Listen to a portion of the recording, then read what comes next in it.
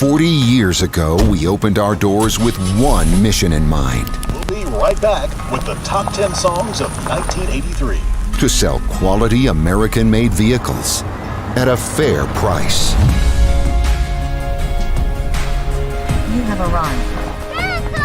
And we've loved every minute of the ride.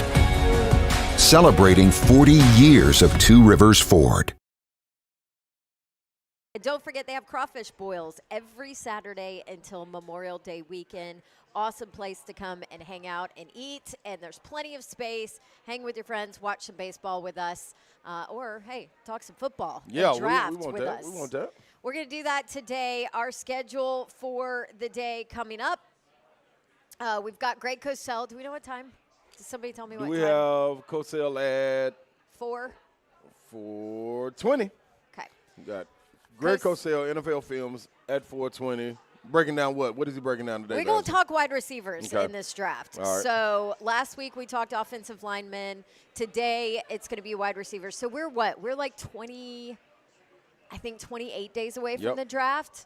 And so every week when we have Cosell on, we'll do a different position group so you can kind of hear his breakdown, tail of the tape on every single position group in this year's draft. I was super excited about last week because clearly the Titans need offensive line help. So we did that with Cosell last week. Wide receivers this week. And I'm always under the impression nowadays, and I'm sure it's a product of 7-on-7 and whatever else, but that there's always a larger group of really talented wide receivers. Like, you don't necessarily have to go early to get a difference maker, a playmaker at the wideout position. Yep. I mean, A.J. Brown is a perfect example of that, who went in the second round. Yeah, you can catch them late. And I don't know if this is a star-studded wide receiver class. Anyway, there are some great wide receivers in it, but as far as just being star-studded, franchise changing, not sure if those are there. So you will see a wide range of receivers being taken, I believe, the latter part of the first round. Probably some midway, but latter part in the second round, I think so. Something interesting, Babsy. I jumped on 1010 XL in Jacksonville today, talking a little Final Four. With our guy Joe? With our guy Joe, man, and had a good experience. But, man, the Titans, we got to get right, Babsy, because they're so excited now, aren't they? Oh, man, they got their chest out. This was over the phone, but I could see them walking around like a rooster. I'm talking about chest all poked out, just, man. So we talked about arrogance yesterday. Arrogance and confidence. So this part to me was arrogance with them on the Jacksonville part because it hasn't been consistent yet. Y'all had a good year, a solid year. Y'all started off stinking it up. But not a great year either. Oh, boy, but they are feeling it. Well, yeah. Oh, they feeling it. And trust me, there's nothing worse than arrogant Jag fans. Oh, man, exactly. Because you know it's not going to last. Like, I mean. I don't know. They have Trevor Lawrence. They got Trevor Lawrence. It might last. It could last. It's just weird to hear Jacksonville being AFC South contenders consistently. You know what I'm saying? When you got a team franchise like the Colts, who Irsay is just having a field day with, and then you got the Tennessee Titans. Like, come on, and we ain't mentioning Houston right now. I'm just saying. No, we'll just they can stay where they are. Yep. Are the Colts going to go after Lamar Jackson? That's I think that's key. Okay, so Buck, did you listen to Buck's show today? No, I missed Buck's show. You might miss Buck's show. Okay. So I turned it on. Of course, I'm texting Buck during his show because why wouldn't I when I think that he's wrong? Of course, I can't just let it go. I always call him out. Yep.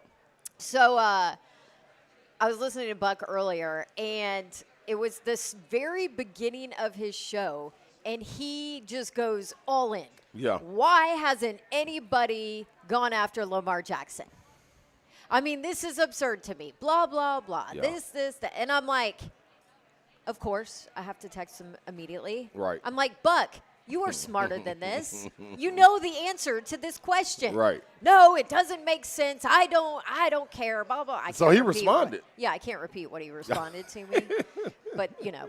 That's probably wise. That's how we roll. Yeah, that's probably wise. So I've decided that today I'm going to create a new segment called Buck is Bunk. Hey, Bunk Buck is Bunk. I like that. Buck is Bunk. Okay. All right. So I'm not going to lie. Hunk helped me come up with this. I like that. This is and this might be a new weekly segment. Darn. Buck is going to be Bunk. Buck weekly? is Bunk. I mean, let's be honest. All right. Buck says something weekly that is Bunk. Yes. I love this. That should be what we should get out of Bab's prize closet. That's right. That's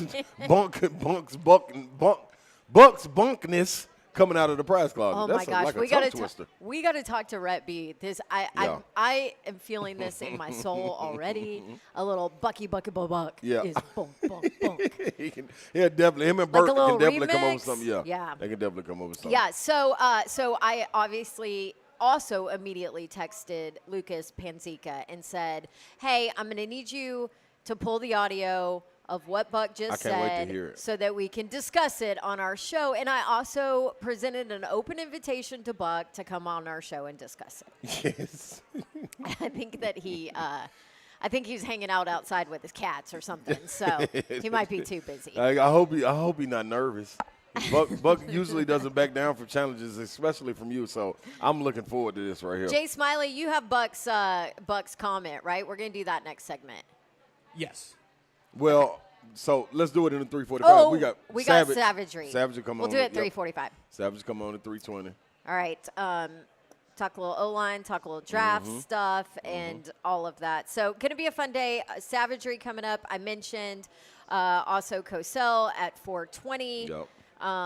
And then we're live out here at Scoreboard. Come see us. Come say hi. Come eat. Come grab a drink. There's no need to work today. It's a gorgeous day. No, why would you? I mean, then baseball's on your TV. If you can't come out, you can join us also. Facebook, YouTube, Twitter, and Twitch on Zone TV. Twitch, please. Thank you, Babsy. Eki Bop's in the building, bopping around.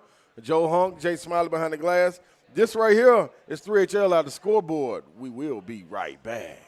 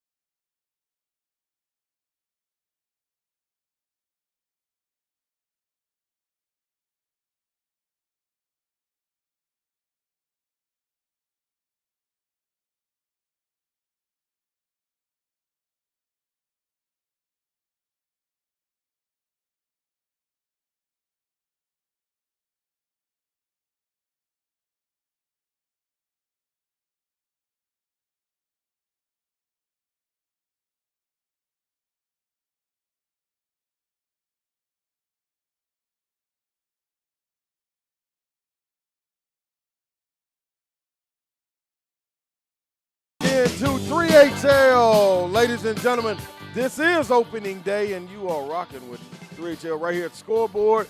Come on out here, beautiful day. It is gorgeous, and you know the food is phenomenal. I got the sissy tenders. You know, if anybody thought that I was going to get something hot coming in here, no, you're wrong. I got sissy tenders, and I can't wait for them because I haven't had tenders in a long, long time, and I'm having them today, Babsy. Just for the record, that is the real name. Yeah, that's right. That is the menu name. Yeah, and they have different levels, different tiers of hot, and sissy is below any level.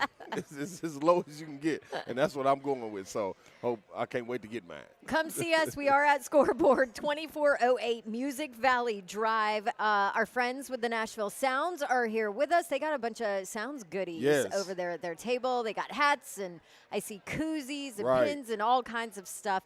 I also heard through the grapevine, I think Scoreboard is giving away Preds tickets. They are, Babsy. As well. So there's some fun giveaways and all that. So come on out. Check it out. Watch some baseball on opening day. We're here from 3 to 6.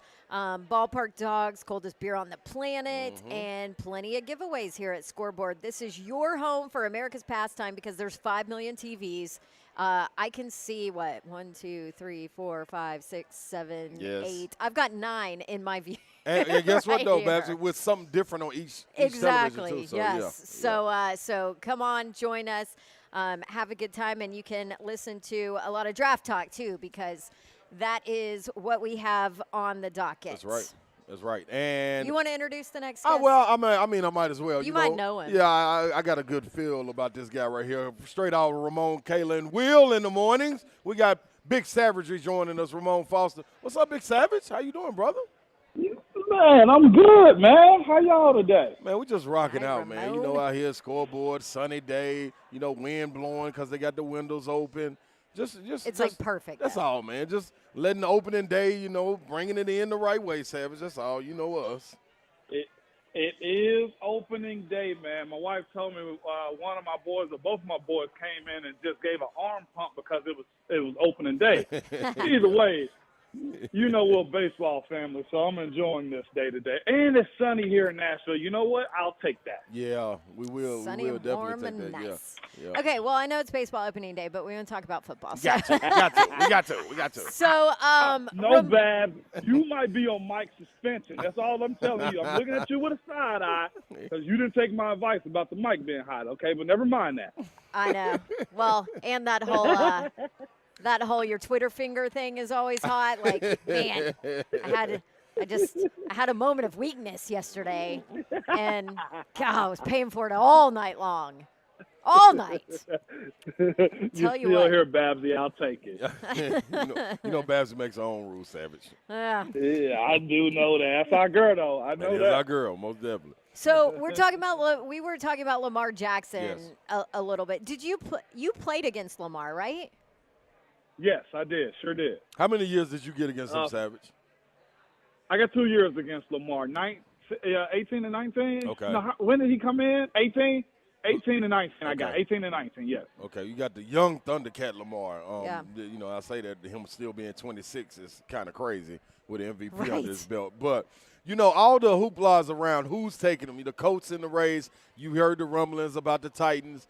I want to know because – Titans fans have shot it down quickly. You know, once we on our show in particular, when we throw out different type of quarterbacks, everybody, oh, we don't want him. Then you talk about Lamar, the money's too much. So I want to know though, from a standpoint of preparing to play a guy like Lamar, what is the scout like? Is it that difficult? What you see on Sundays, like preparing throughout the week for him, pay attention to a lot of detail. What's that preparation like getting ready for a guy like Lamar? You guys are athletes yourself, so when I say this, you'll get it. Like, it's like you know you're going to compete, but the anxiety of what your opponent is doing or is capable of doing is where you are. It's like high anxiety because you can prepare all week long. You can watch all the film, but you know he has the X factor element and this is where his ability is, and he uses it well, but it also is his catch-22. His legs and his speed, man, to evade tackles in the pocket and extend plays to try to make passes down the field with his arm is very unique. The only person he's been compared to is probably Mike Vick, and we know the ability that he has.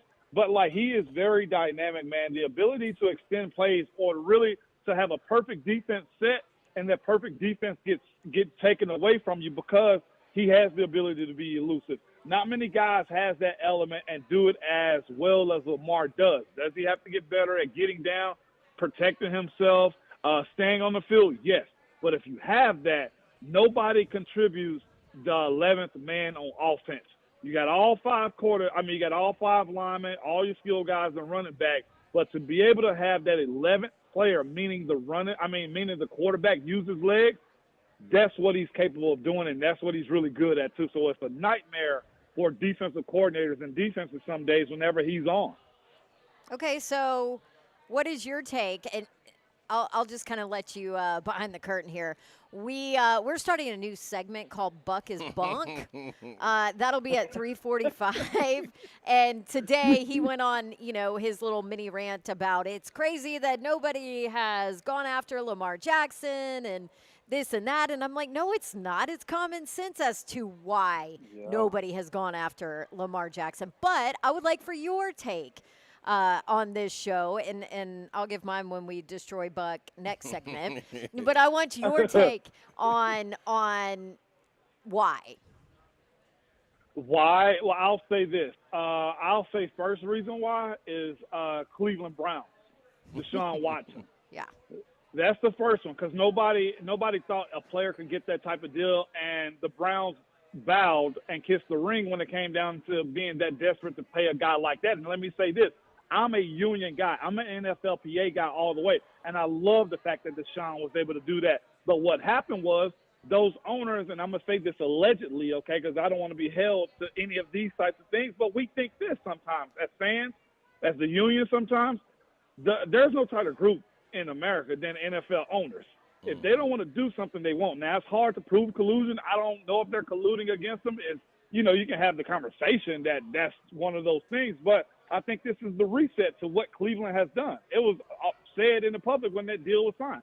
Owners were pissed about them giving him that much money guarantee because it messed up the gradual progression of what deals should be done. Lamar is young. He's got an MVP under his belt, and he's won a lot of games in Baltimore too, despite his shortcomings as a passer. The reason I think he hasn't been offered a deal right now is I can look at Ron, and Ron just knows sometimes, hey, no.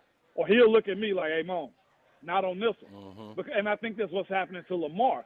They gave a nod and a wink about what the process of this is going to be because this is the way I look at it. If I was one of those owners or GMs on that team, I'd look at Lamar and say, your price is low. You either take what we give you or you got to go back to Baltimore, and you said you don't want to be there. I do think it's kind of ludicrous that he hasn't been submitted an offer as far as we know, but we'll never know because Lamar's his own agent and nobody's leaking anything, and the Baltimore Ravens aren't supposed to be leaking anything also.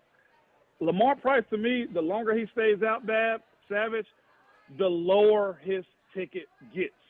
That's one thing about the NFL. I've seen this firsthand with Le'Veon's situation. Like, you say what you want to about the NFL, it means not for long for a reason. Yeah. I don't care how great a guy was, that train is forever going to move forward because they tip, listen to me, Roger Goodell, $40 million a year to be the GM to build this league up. They're talking about flexing Thursday night games because why? Nothing's going to stop this bankroll.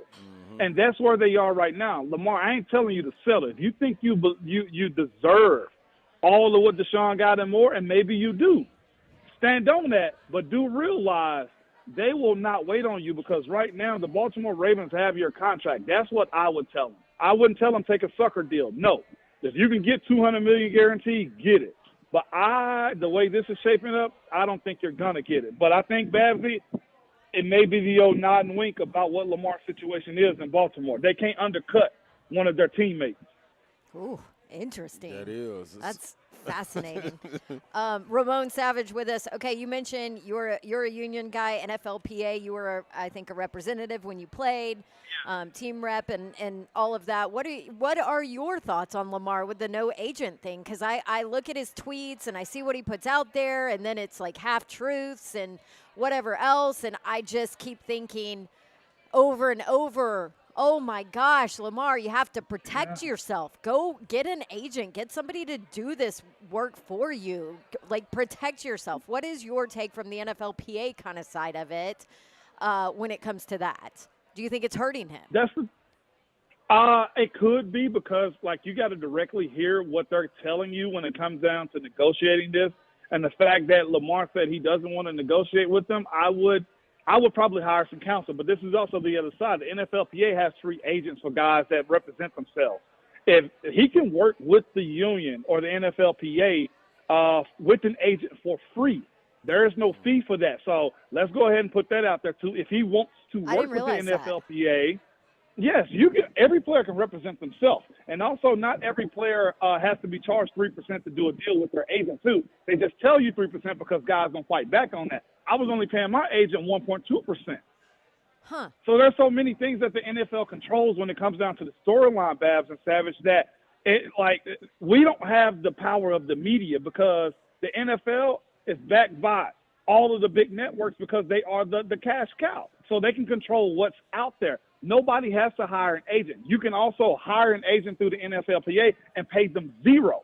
And that's what Lamar should do. He should at least seek the counsel of what he's asking for. I know the big-time guys. My guy, Joel Siegel, Rosenhaus, Todd France, CAA, all of these agencies are that good that they tell you they have relationships with these teams. But the truth of the matter is your value is what the team is willing to pay you. An agent can't get you $15 million more. The team got to be willing to do that. He can have that free counsel from the NFLPA. I just think Lamar is at a point where he's been talking back and forth with the Ravens that he thinks he can handle it on his own, and maybe he can, Bass, but he doesn't have to negotiate alone. There is a free service available to him through the PA. And mind you also, before you say, well, those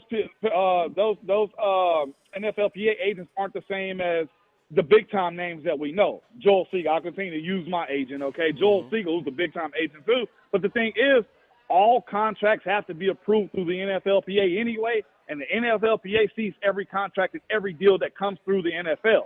So he has the paperwork. He has the research inside of there if he chooses to use it. But that's the thing. Guys don't take advantage of all things that the union has for them. There's a disconnect of information. So Lamar can get all the information he needs for his market value and what Baltimore should pay him. Hey, man, like you dropping real live knowledge on us right now. And it's so much other stuff to get into, but we got to stay right here because you're on the roll. Savage, okay, so tell me this.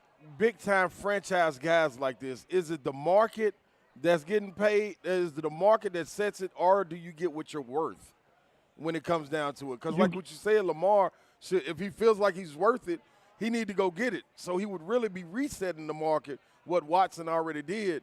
Well, see, and that's Buck's argument is that Deshaun Watson set the market, that the market is set because of Deshaun Watson. But my argument is that's the outlier. And that is the outlier. So if that's the case, then what is Lamar? Is he about to try to go get paid what he's worth and go against that, whatever the market is? Or is he just – I'm worth what Deshaun's getting paid, and the next person that comes in line is worth whoever the franchise guy is, a top 5 quarterback is worth whatever Lamar is getting paid? I think Lamar should get top 5 money. I'll say this.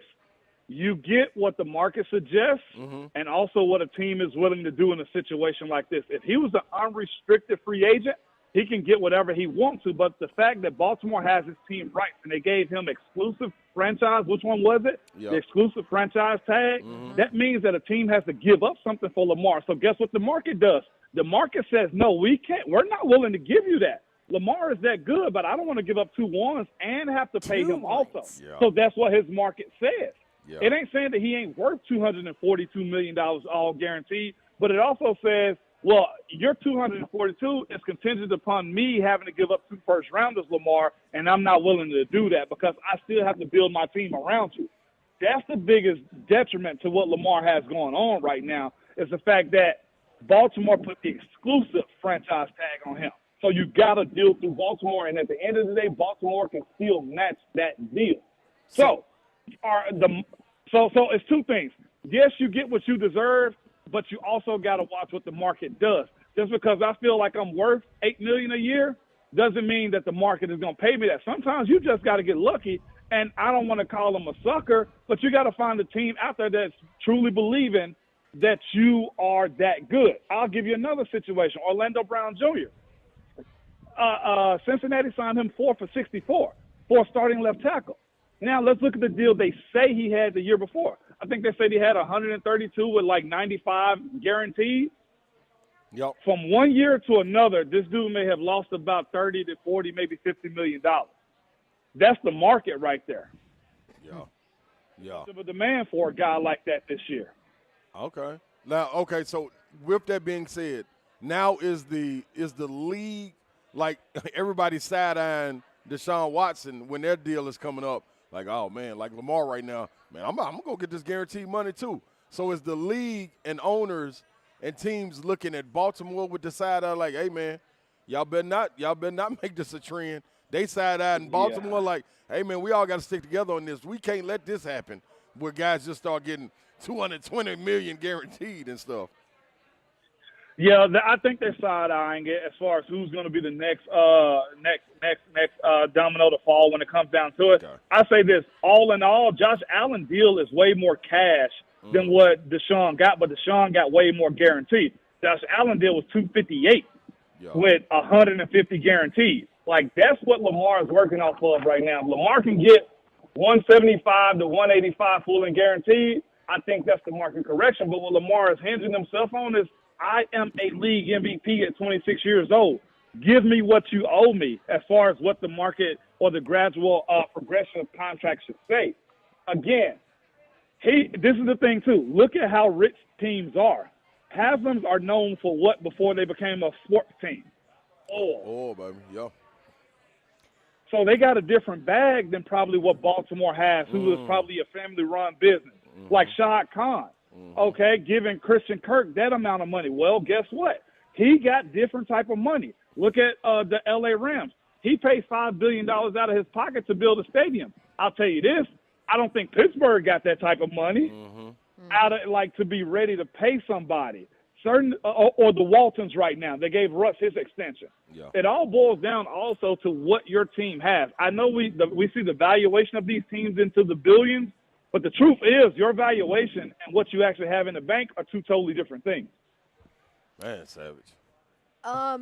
Hey, one more question. Somebody in our chat was curious about play on field, Lamar Jackson and his style of game and what he does. How does that affect you blocking as an offensive lineman? Like, how different is it when you're blocking for a guy like Lamar as opposed to like a Matt Ryan? Tom Brady.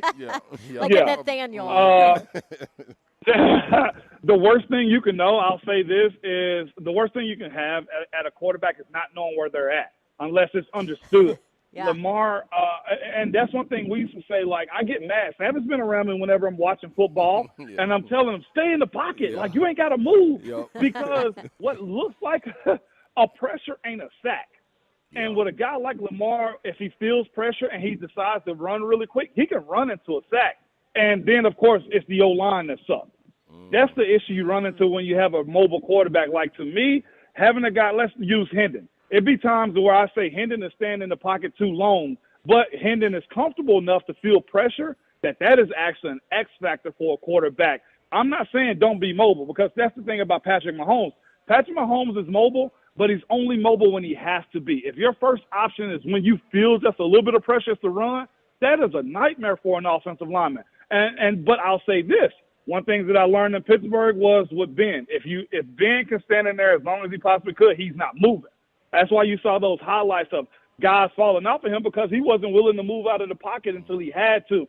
There's a sense of comfort in knowing that your quarterback believes in your ability, even under pressure, to not give up a sack. Again, I know they give credit. Well, this guy's had 18 pressures over the year. A pressure is still not a sack if that quarterback can stay in the pocket and deliver the ball. Because if it comes down to you keeping them off for just a half a second longer and getting that first down, that matters. But quarterbacks have to be comfortable in that too. So Lamar's situation is very unique, and I don't think he's going to be a pocket quarterback the same way as RG3 wanted to be a pocket quarterback and it ruined his career. You just have to craft a team and understand what you're getting yourself into when you block for Lamar, a Kyler, even Patrick Mahomes, and heck, a Nico Iamaleava or a Joe Milton. Like, you got to know what you're getting yourself into, okay? So, yeah, but I'll say this. If you have the opportunity, you talk all that trash you want to. You want a Lamar Jackson. Good stuff. Hey, man.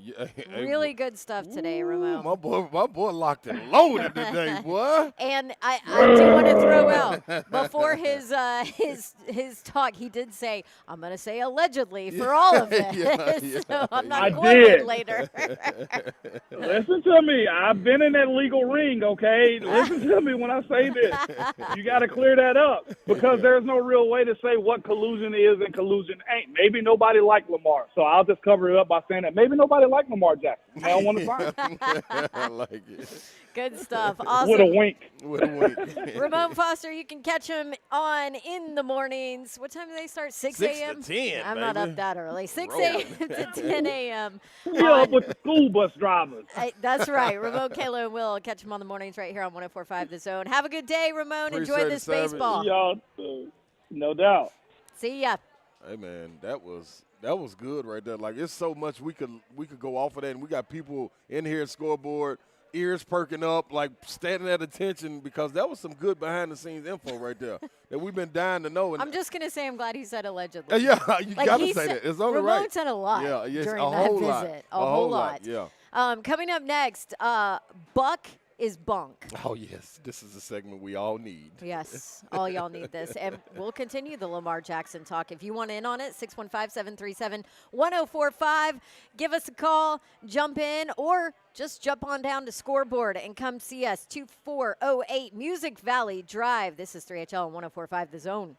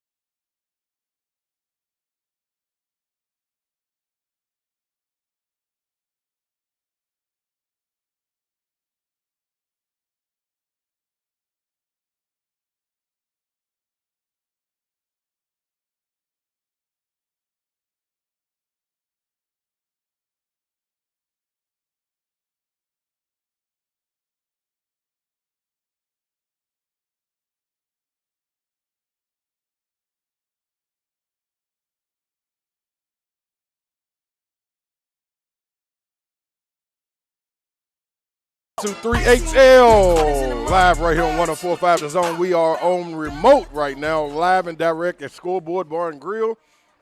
I'm telling you right now, get out here. I just had one of my sissy tenders. Lord have mercy. The flavor is still there. I remember it so well. It's been so long since I had one, and it's everything that I thought it would be. Okay, I'm done with my moment. But welcome to it. You just heard Ramon Foster. If you missed that, go back to where you get your podcast and listen to it. I promise you dropped so many jewels that I'm going to go back and listen because it was so much to take in right there. So right now, Babsy, Buck is Bunk segment. This is a new segment. Okay, you want to set this up? Yeah, I'll set it up. Okay. Honk came up with the name Buck is Bunk, and it was totally random too because I was listening to Buck's show, which I do often because I enjoy Buck's show. He does a great job. Yes, he does. So I was listening to Buck's show today, and I think it was right off the bat, beginning of the show, he starts talking about Lamar Jackson. Right. And immediately, basically, he was like, why does nobody want this guy? What in the world? This is ridiculous, whatever. Mm-hmm. And I'm like, wait, what? Like, Buck is smarter than that. Yeah. I just thought it was the weirdest take. Yeah. So, of course, I text him. Then I text Lucas Panzica as producer, and I'm like, I'm going to need you to pull that segment from Buck and put it in the 3HL segment because we're going to talk about it today. Yeah. So, if you guys missed Buck's show, which you should not miss Buck's show. He does a great job. Except when he says things like this. No. This is what he said about Lamar Jackson that got me in a little bit of a tizzy. I need to hear this. Not one general manager this week said they'd be interested in Lamar Jackson. Why? What's the catch? Because if durability is the only thing that you're citing for me, and yeah, maybe you don't want to get into the headlines of Lamar Jackson's subtweets while he's not getting his guaranteed money demands met. Maybe that's just too hot for you. But, I mean, is it really? It's one of the most inexplicable situations that I think I've seen in NFL coverage. Because these dudes don't come available. Did you see how quickly Derek Carr got snapped up? Derek Carr. We were actually, there were people here talking about him as an upgrade for the current quarterback situation, which, by the way, those people are insane, but whatever. You'll always have them. It's more than durability. Well, what? It's the situation. Is it? It's the fact. They have to figure this out at some point. Like, the guaranteed money thing cannot be this big of a holdup if you know the money on the quarterbacks is going to go crazy every time you sign a television deal. Every time. It's that looming possibility of getting to a point, finally, with Lamar, where everything is agreed upon, and the Baltimore Ravens say, yep, we'll do that. Just having to go through all the legwork on the front end just to have the Ravens be like, okay. I think that's the biggest reason. Doing our work for us. Because you've got John Harbaugh out there saying, can't wait to see Lamar play for us in 2023. Yeah. And the Ravens just sitting back, kicking their legs up, saying, yeah, go ahead. Negotiate with him. It's the price tag. It's the hassle. It's all of these things that come into play just to have the Ravens pull the rug out from under you at the end of the day. Okay. A lot to unpack here. I know we have to take a break. Yeah. But, Hunk's like, come on, Babs, come on. You're killing me, Smalls. I see what time it is, Hunk. Hold on, okay?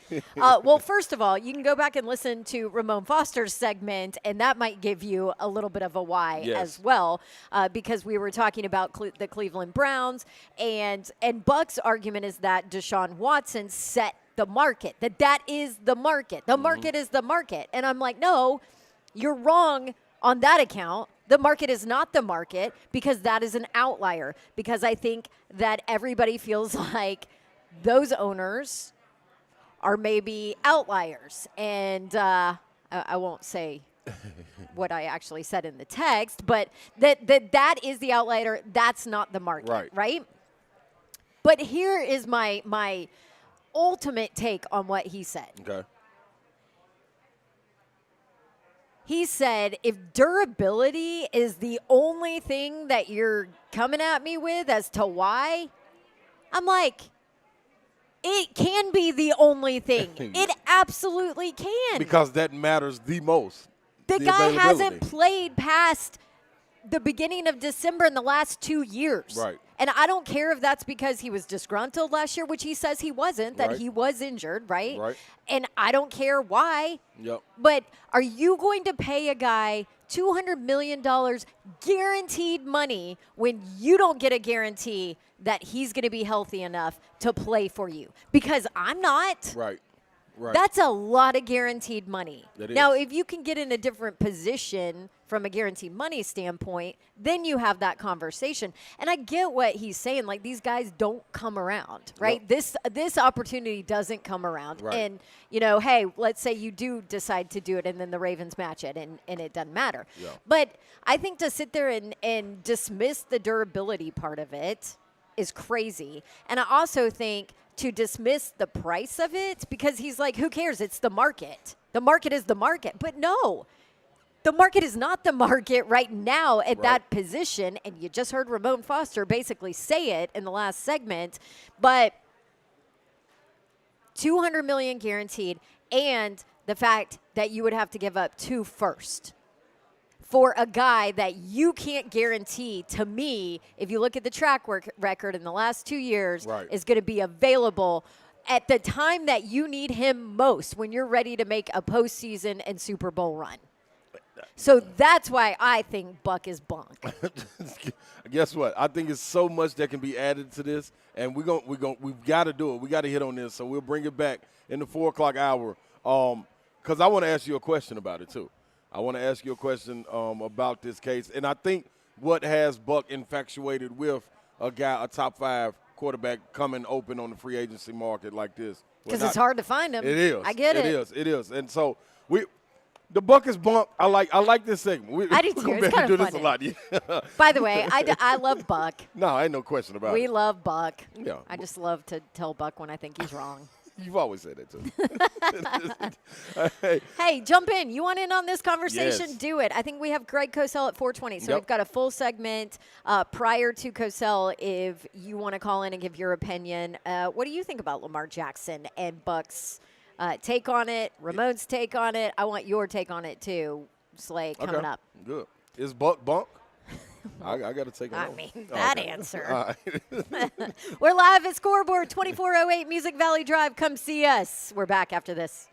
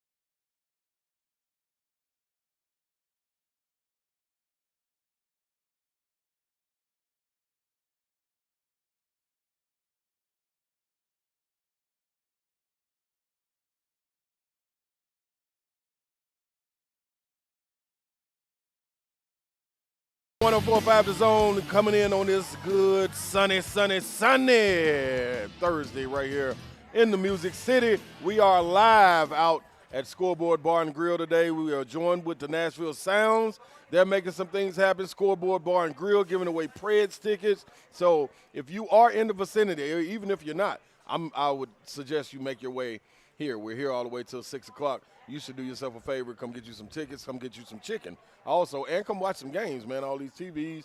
What do we have over there? We got 3HL stickers over there, too. Yes, we do. And the Sounds are giving away stuff. We got 3HL stickers.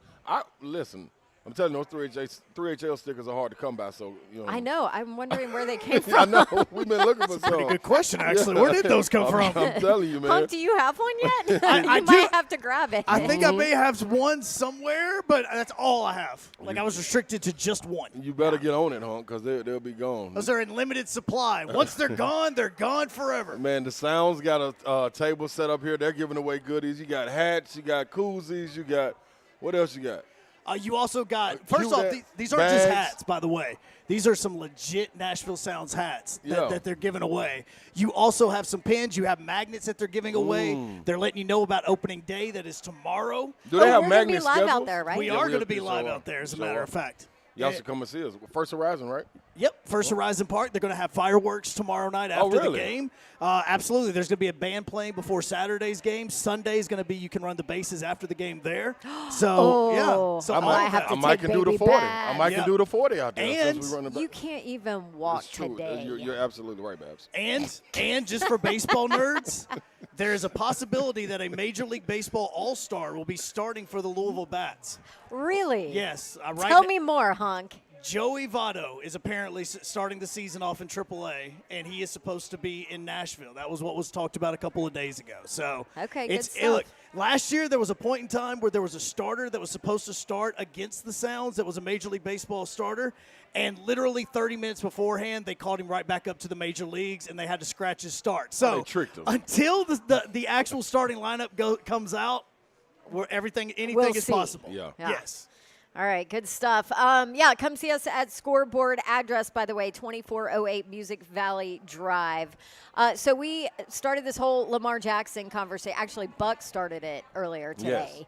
And so, by the way, let me know what you guys think about Buck as Bunk. Yeah, I think this is a really fun Is this segment. a go on this segment? What y'all think about that, I think it's a go. I think we're going to have to get with Bert and Gordy B to do a nice little intro for Buck as Bunk. I mean, I'm all in on this. That's going to be good. That's yes, gonna be so good. No doubt. So if you want to talk about this, we've got Cosell coming up in the next segment, but 615-737-1045. We do have a couple of you on the line. Let's start, Smiley. Let's start with Toby out in Chattanooga that wants to weigh in. Hey, Toby.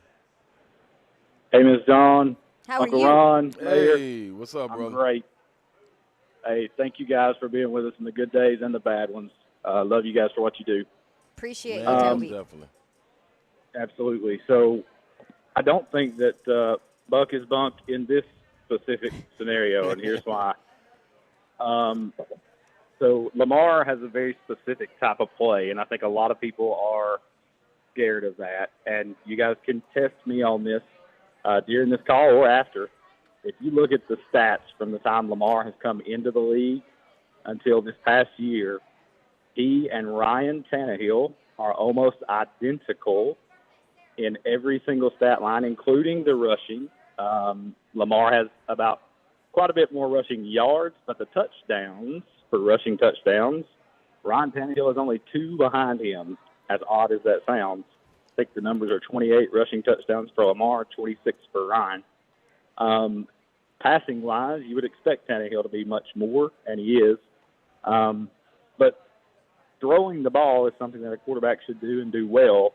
Since his MVP season, Lamar has only thrown for 3,000 yards one time, and he has regressed since that sophomore season, year after year after year. That could be attributed to injuries or not.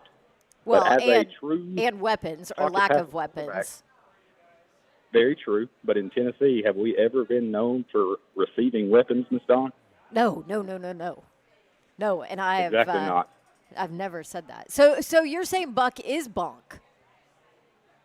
If people are crazy for not taking Lamar. Yeah, that's what. Yeah. Okay. Yeah.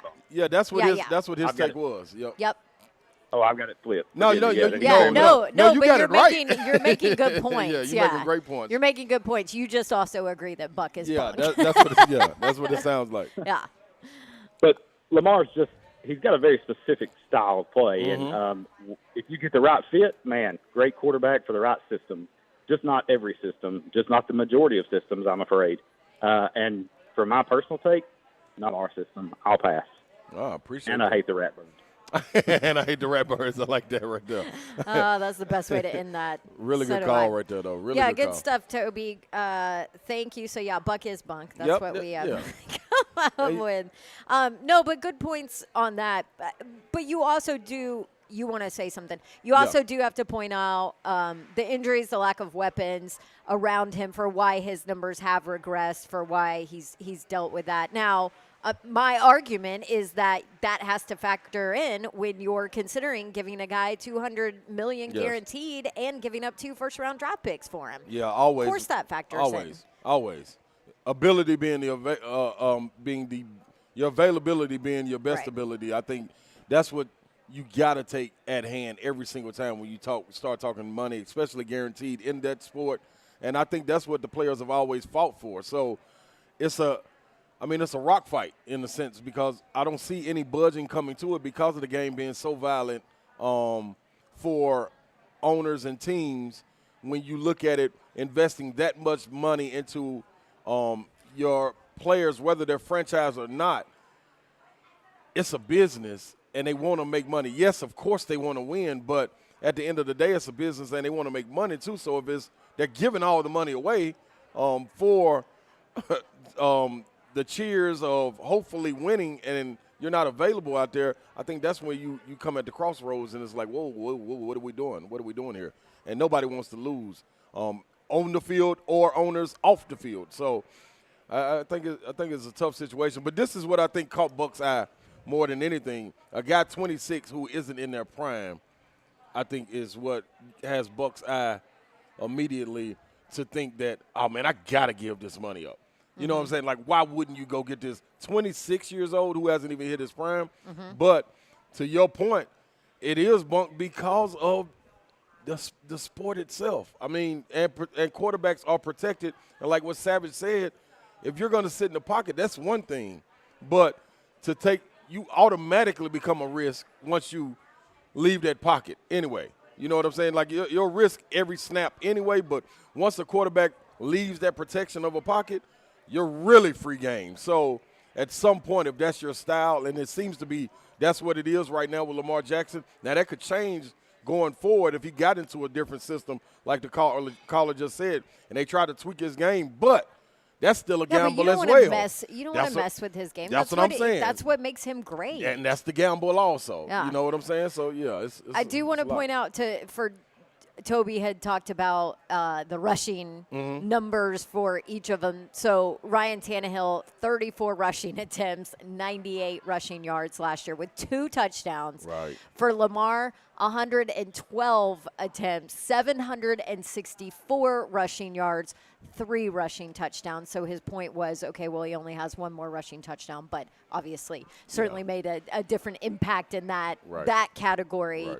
Then it's easy to just say, oh, well, 2 and 3 and kind of brush it off. Yeah. But Toby with some great points. All right, before we go to break real quick, let's see if we can't hit Andrew in Mount Juliet. Andrew, what's up? Hey, Don. Hey, Ron. Hey, brother. In my opinion, and Ron, I don't know if you know me, man, but I'm sure you don't remember me. I actually grew up with you in middle school and elementary school, man. So, hey, there we go, baby. So, anyway. Nice. But, look, man, Lamar is an excellent talent. He is the dude. You know, he's one of those guys that he's that guy. Yeah. But the truth of the matter is, when you look at the game itself, people are paying quarterbacks to throw the ball, to get the ball downfield. And while he can do that with his legs, like y'all have all said and everyone has said over and over again, dude's prone to, has the opportunity to get hurt, which every football player does. But if you really think about his style of play, he's just an extension of a running back. And we all talk about when you look at running backs, I mean, you're not going to pay a running back $30 million. And now I know that you can't correlate a quarterback to a running back, but at the same time, I mean, that is a big portion of his game. Yeah. And you look back in history, you look at like Randall Cunningham or even Vic. I mean, these guys, it took years after their injury, which is inevitable. They're going to have some big injury at some point. It took years for them to develop a true passing game.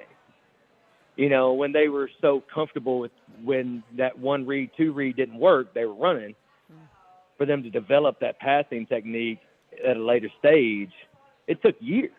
Mm-hmm. And I don't think any NFL player wants to, or any NFL team wants to take 30% of their salary cap, put on one player that you don't know when that one hit's going to happen or whatever, especially when you're putting yourself in a position to be prone for that big hit.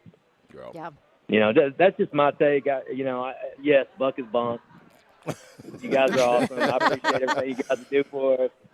But I mean, hey, he's a great talent. I mean, I'm gonna watch the Titans if they pull him, if they pull the trigger on it or not. Yeah. Lamar's a dude. He'd be a hell of an asset. But the truth of the matter is, I mean, when you look at it overall, these guys want to play it as safe as possible and take take as minimal risk as possible. If it was Mahomes or Aaron Rodgers, somebody that that can move outside the pocket but still get the ball down the field and minimize their opportunities to get hit, I think you see the trigger pulled a lot quicker. And I know everybody hates Aaron Rodgers, but he's a great quarterback. Right. Yep. All right, thank you, Andrew. Appreciate that. My grade school partner. I know. I should have gotten the juice on you as a little kid. You were always big, right? Oh, yes. Okay. Yes, that's right. Yeah, you know. Breaking Vols news on 104.5 The Zone. Developing right now, Olivier Kamwa has entered the transfer portal. Oh. Slay? As a senior, that's a lot to digest right there because of we got to touch on that. We got to touch on that. All right. I just think you're hearing it for the first time, and you usually know what's going on there. Yeah. Because you usually know what's going on. Yeah, and you talk about connection to your guys, and we talk about their staff and what Coach Barnes has as far as the connection to his players. You walk away from a situation like that where you were looked upon as being the guy coming into the season. Yeah. That's interesting, man. Well, guess what? It's time to take a break. Yeah, let's take a break on that one. We'll come back. We'll let you digest it. We've got Greg Cosell, best film evaluator in the NFL. He's coming up to digest some of these wide receiver prospects in the draft. That's after the break. Stick around. This is 3HL on 104.5 The Zone, live from Scoreboard.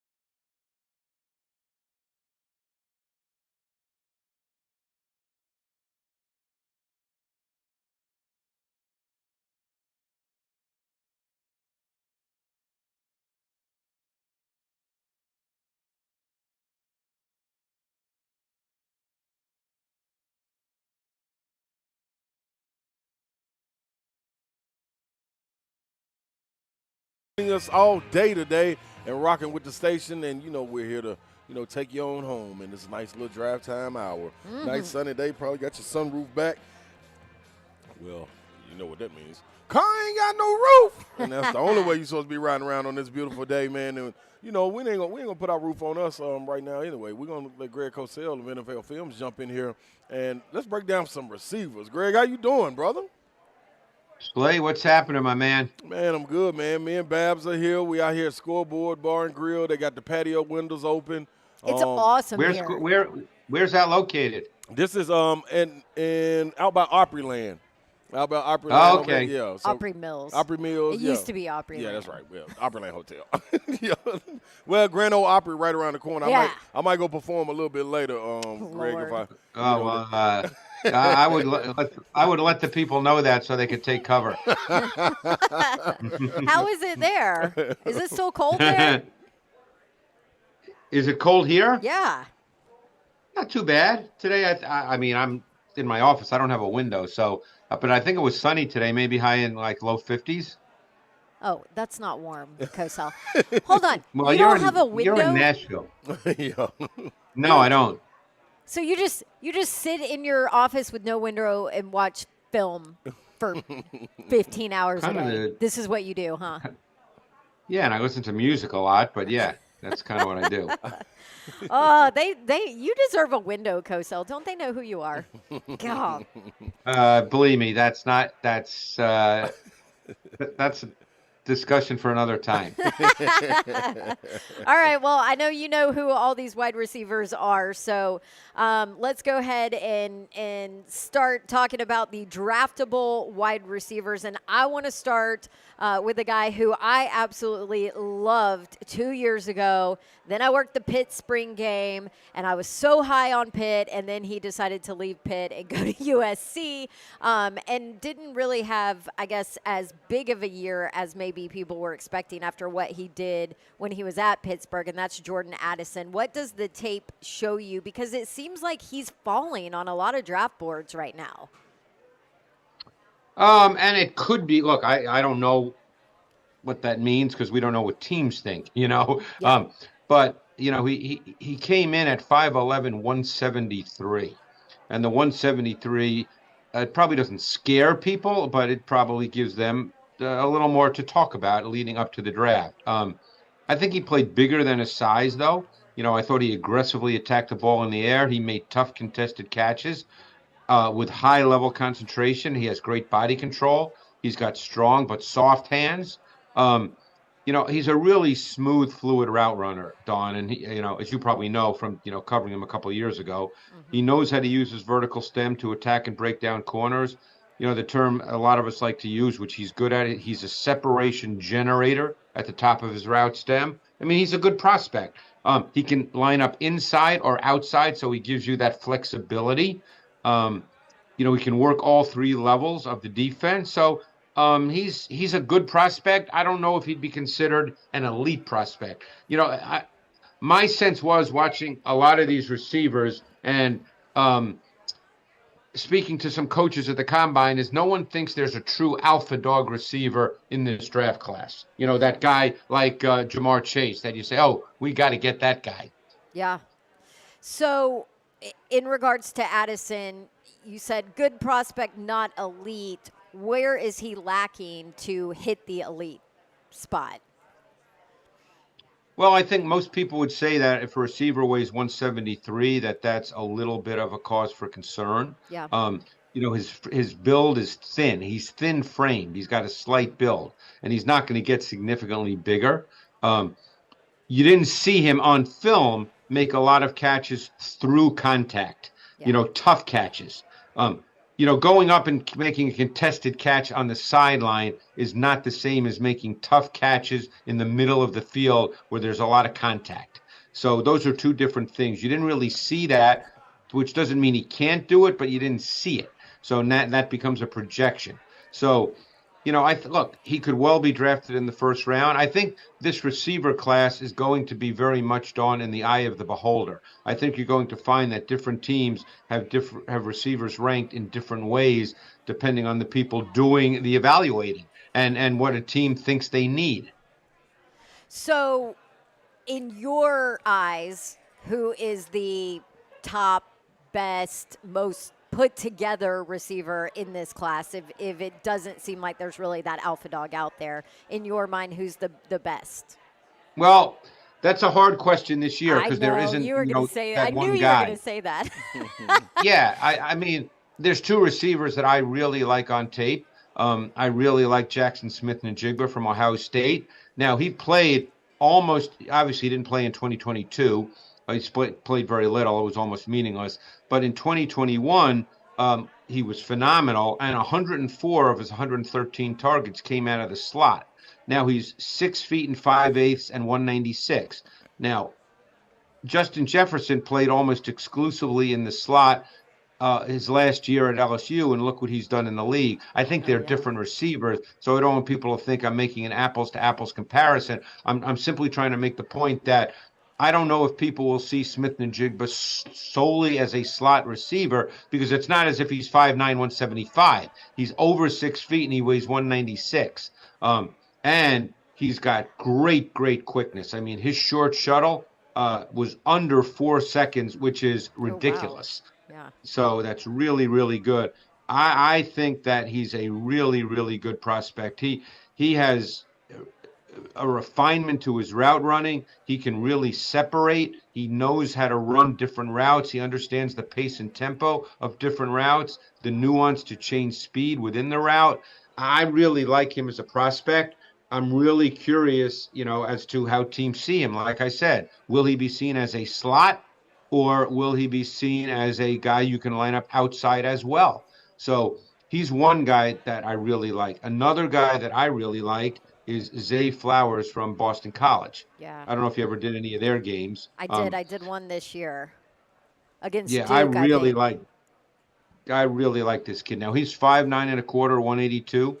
I remember I was on the floor of the Dome at the Combine talking to some NFL wide receiver coaches who said this guy is a true alpha dog, that he's kind of the leader of the pack. And to me, he fits the NFL really well. Again, he's 5'9" and a quarter, 182. I think you can line him up anywhere. He kind of reminded me a little bit of Tyler Lockett, from maybe 3-4 years ago. And Lockett's still good, but he had that stretch of 3-4 years where he was really good. He's got great route quickness, separation quickness. He's vertical. He can run by people. You can use him on jet sweeps. He fits today's NFL. You want to get him the ball in motion, in space, where he can maximize his burst and acceleration and run after catch. I watched him early in the process, even before the Combine, and it was before people were talking about him, and I made the point that he will be a top 40 pick in the draft, and starting about a week or two after I did Flowers, I started to see his name appearing in mock drafts in the first round. So I knew that watching his tape, and actually, believe it or not, because I'm a little crazy, I had watched him in his 2020 targets and his 2021 targets, and I've watched all his 2022 targets. So I've seen all his past targets in the last 3 years.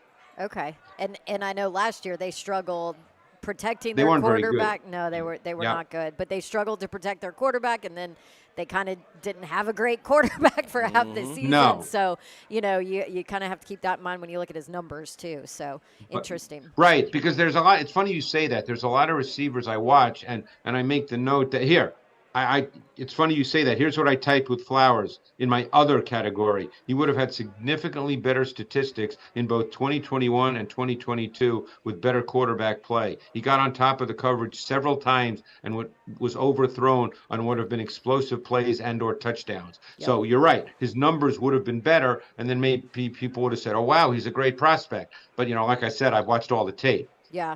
Okay. Greg Cosell with NFL Films. Greg, let me say it's a guy that's floating under the radar a little bit. Kayshon Boutte. Like, what's the film saying of him? I haven't heard a lot of murmurs about him in this upcoming draft yet. With his potential at LSU, I thought he was one of the guys that was going to be right there at the top of the leaderboard. Funny you say that, because if you may remember his freshman year, his true freshman year, at the end of the season, I forget who was against, but he had a game late where I think he had like 15 for 308. Yeah. And everybody said he's the next guy. Yep. And then he got hurt, and again, we're not there, so who knows what happens, what happened. But he's a really interesting guy. I mean, there were reps in his career, and again, I watched pretty much his whole career as well, in which he showed a playmaking dimension. A part of me thinks that he's a slot, but he's also not small. He's 5'11", 195. You can line up on the outside at 5'11", 195. He ran pretty well. Not great, but he ran pretty well. I'm always loath, Slay, to make comparisons because that's all people hear. All they hear is the comparison. And here's what I said. In my last line of transition, I said, if Butte were to reach his ceiling, okay, he may or may not, but if he were to reach his ceiling, I said, is there a Stephon Diggs comparison to be made when Diggs came out of Maryland as a 5th-round pick and the 146th player chosen in the draft? Not Stephon Diggs yesterday or last year. He was a 5th-round pick, okay? Now he's turned out to be a great pro. But, I thought that they were very similar in terms of their traits. And Kayshon Butte, there was a time people thought he was going to be a top 15 pick in a draft. High ceiling, low floor. Yeah. That's how we kind of put those in there. Okay. What about Tyler Scott, Cincinnati? Yeah, I've done him as well. I've done a lot of receivers, Don. It's, receivers are kind of fun to do. This kid didn't run as well at the combine as the tape suggests, because this kid could run on tape. I mean, on tape, he is a vertical speed explosion guy, and there's always a place for that in the NFL. But I think he's more than that. I liked his tape a good amount. He did the majority of his work at Cincinnati outside the numbers, which of course included vertical routes. His pure speed consistently showed up, especially when he had free access off the line, which in college you get a lot. So the question is, can he be more than that? I kind of think he can. I think that there were enough plays where I said to myself, I think he understands how to run routes. And yes, he'll have to be taught. There'll be, coaching and development. But when you look at the NFL with the continuing expansion of offensive concepts, his value gets enhanced because you get jet sweeps, you get reverses, you get the RPO game where he can take quick slants and turn them into chunk plays, home runs, those kinds of plays. My sense is he'll be a day 2 pick because, he can run. I mean, the tape tells you he ran a 4.4, 4.40. Not that that's bad. I'm sure he thought he would run a 4.35, but the tape tells you that he can run. Greg, anybody that jumped out on film that we're not talking about, or a diamond in the rough that you saw and was like, ooh, if somebody gets him in the 3rd, 4th round, like you were talking about with Stephon Diggs, anybody jump out with that kind of talent that you've seen on film? Or potential? Oh, potential, yeah, more so. Yeah, I mean, there's a guy I really, really liked, and I think he'll be drafted before that, Slay, and you'll know him because he's in the SEC. I really like Jonathan Mingo from Ole Miss. Yeah, I forgot all about him. I mean, he ran a 4.46 at 6'2", 220. Think about that for a minute. So I think he's got size, stride length, physical strength, competitiveness. You can line him up anywhere. Again, I'm going to make 2 comparisons here, and I don't want people to think it's apples to apples, but he is 6'2", 220, and he lined up everywhere. I thought of 2 guys, just looking at the body type and the way in which he played. I thought of A.J. Brown, and I thought of Deebo Samuel. Now, we know both those guys are great pros. So, again, I'm not sitting here saying that Jonathan Mingo, day 1 in the NFL, is going to be A.J. Brown or Deebo Samuel. So I don't want people to think that. But I think with his size, his speed, his versatility, I think that there's, and again, I don't know the kid. Although, again, being on the field at the combine, talking to the coaches that were there, they told me he was a great kid. So I really liked his tape a lot. He didn't put up huge numbers because this year, as you probably know, Dawn, Ole Miss was kind of more of a running football team than a passing football team. Yeah, and I guess just the behind the scenes talk on him is that it took him a little while, but he matured. He learned how to work. He kind of figured out, that process of understanding how to become a good football player, and work ethic from that standpoint. So he'll be interesting to watch. I mean, his measurables are up there. Crazy. His measurables are off the charts. Yeah. Yeah. Wow. That's a good pull right there. That's what we expect out of Cosell, finding those diamonds. Yes, good stuff. I know. I wish we had more time, but it's all right. We got you next week. We'll hit another position group and maybe throw in some more receivers because there's so many nowadays that are fun to watch. There's always so many receivers. Yeah. I know. Well, receivers hey, guess and what? corners. The Titans need they need them. A lot of both of them. Yeah. Both of them positions. So there we go. All right, Greg Cosell, you're the best. We appreciate you. Have a good week. All right, thanks, guys. Appreciate it. See ya. That's great. There you go, Greg Cosell with NFL Films. You can check him out on Twitter. Does a great job. And I know somebody had asked, okay, well, ask Cosell who he thinks the Titans are going to draft. And so he's like, Cosell does not do that. Yeah. He is a let me pop in the tape. Yeah. This is what this player is. This is what he brings you. This is what's missing. That's it. There's no emotion. There's no, this is what a team needs. Yeah. He's the best film evaluator in the entire business. Also, executive producer for NFL Matchup as well, and they do a great job of that during the season. Yeah, so. great question, though, but I'm just, Yeah, believe me, it's a good I'm saving you heartache. Believe me, I've been down this road. We've been there. Yeah, we've been down this road, When man. I first started doing segments with Cosell, he was like, Dawn, I don't think Yeah. that. I'm like, okay, gotcha. Yeah, exactly. There you go, at Greg Cosell. Check him out on Twitter. We're live from Scoreboard. Come see us. Come watch some opening day baseball outside. It's gorgeous. The sun's shining. They've got games. We're here with the Nashville Sounds. Awesome giveaways. Come get fried. How about that? That too. Okay. This is 3HL 104.5 The Zone.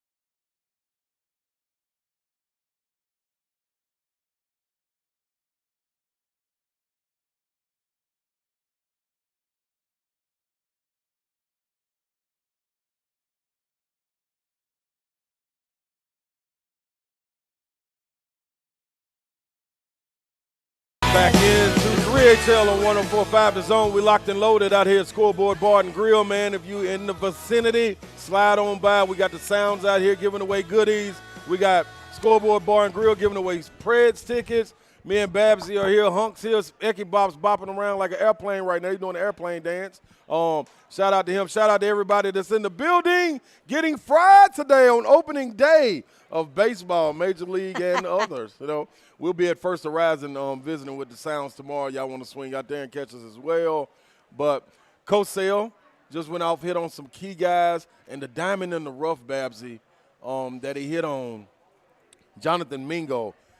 I don't like him and Butte. I don't know how we forget about these guys in the SEC. Like, they totally slipped my mind.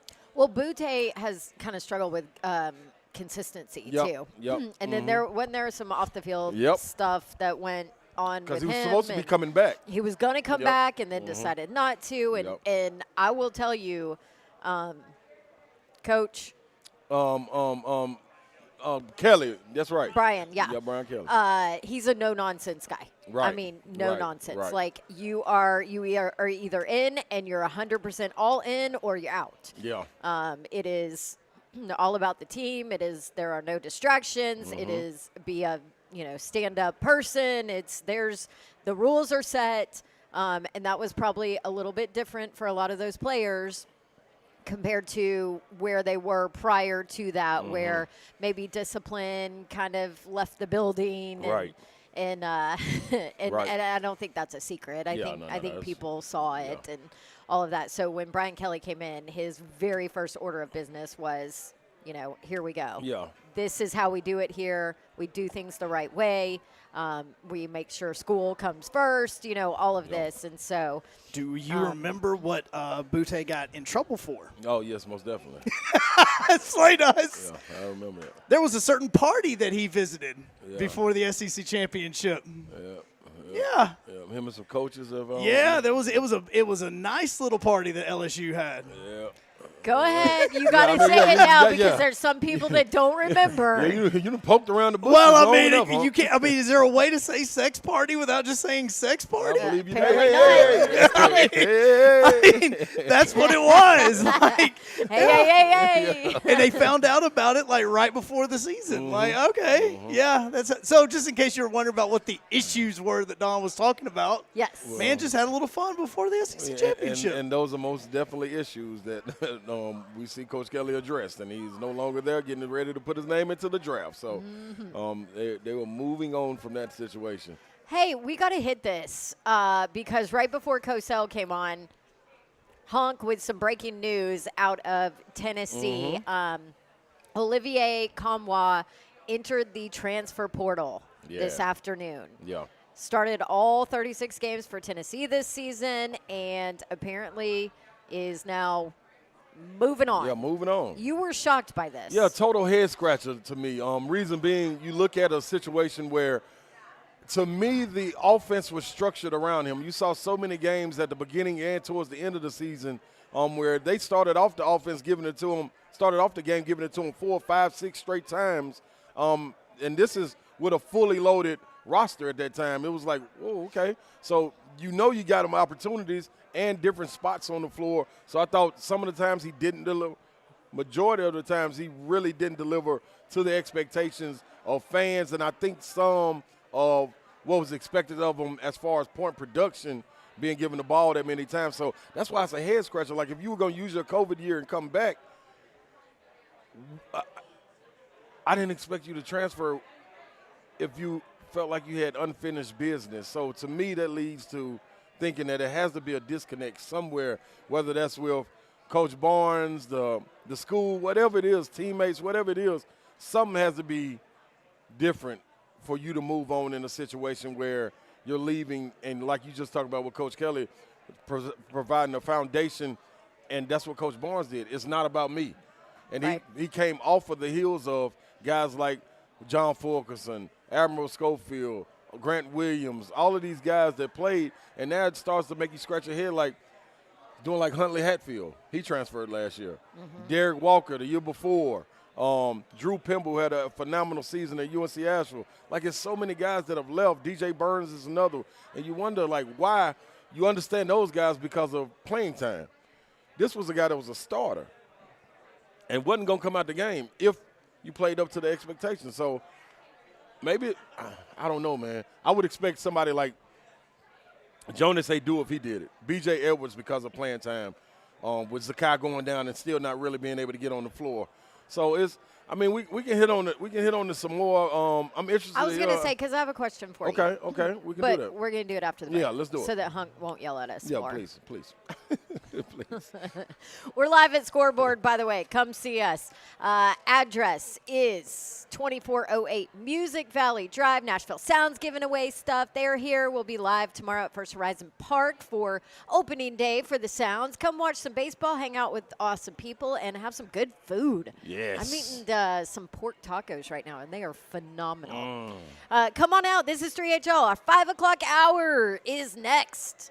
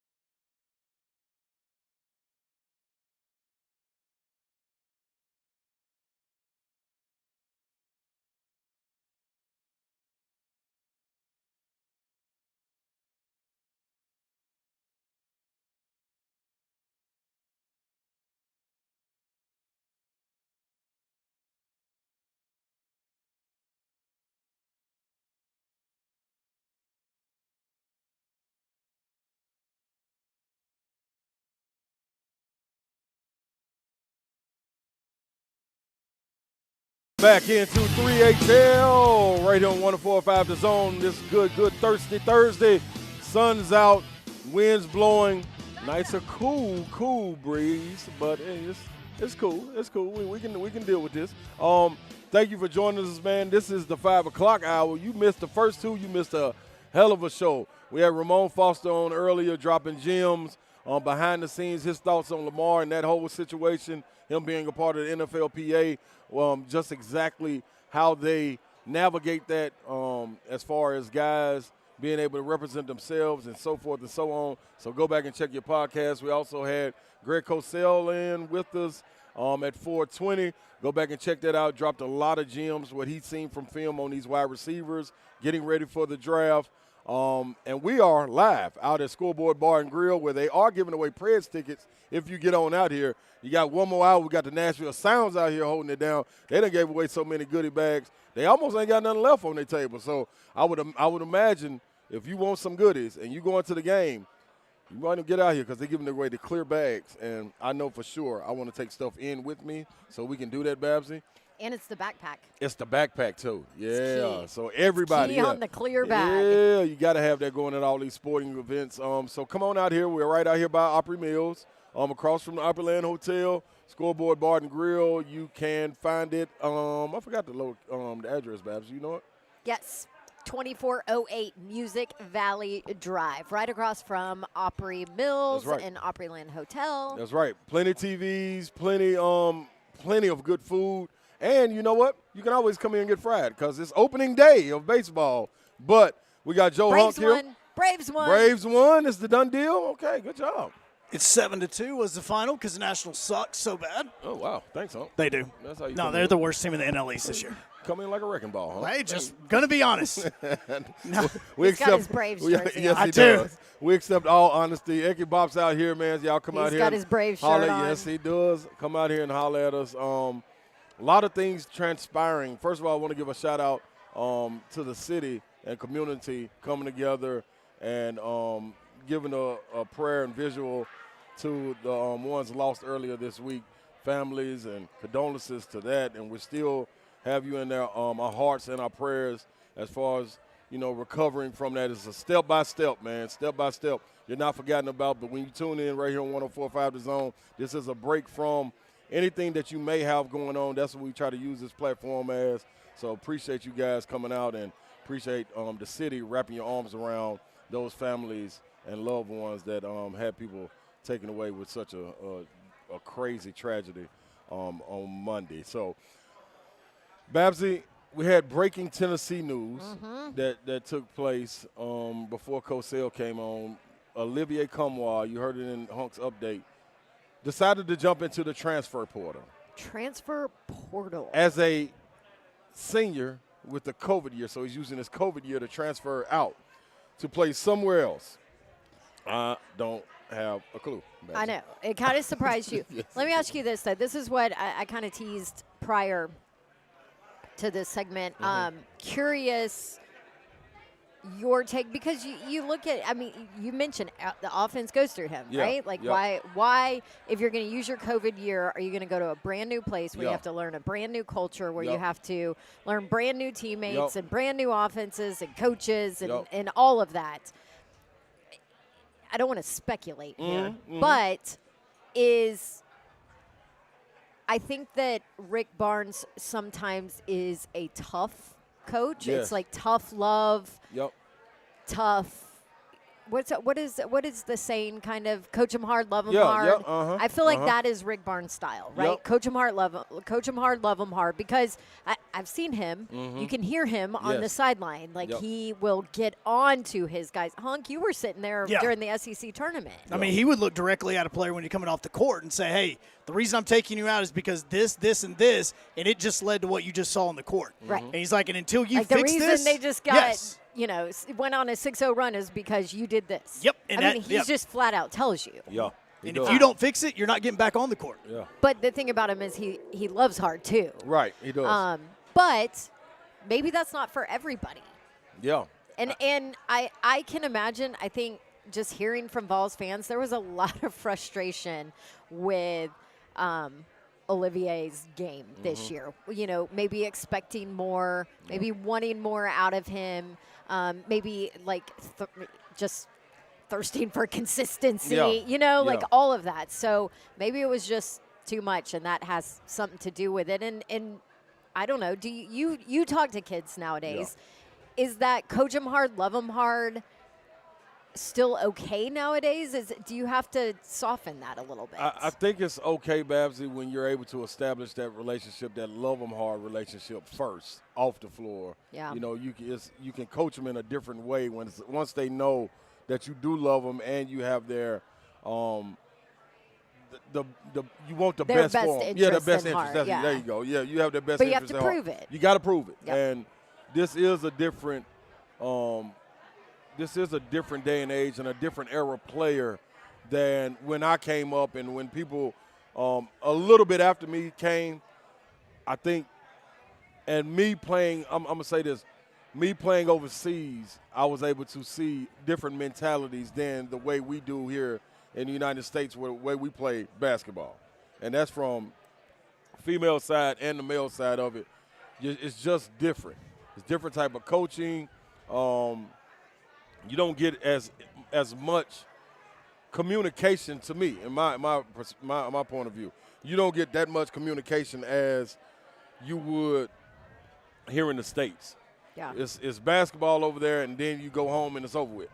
Here it's a little bit more, like you said, that connection. So when it pertains to Rick Barnes, I'm not sure if that still works, because you see a lot of older coaches getting out of the way because of that, and a lot can't relate. But I do think you put a coaching staff in place that can bridge that gap if you're not able to get there. So you saw that, and this is a new coaching staff, so don't want to speculate if, you know, they were just unable to reach him. But it's strange when you see a guy like Olivier leave, because it's not about me. And that's all we hear all year long when he does interviews, the band of brothers. We knew we got to ride for each other. It was just us against everybody. So what makes you leave that situation if it was good and if it was everything? And that's all we can take is what they give us. Right. You know, the conversation that when we're hearing pressers and things of that nature, that's all we're going off of. So that's interesting.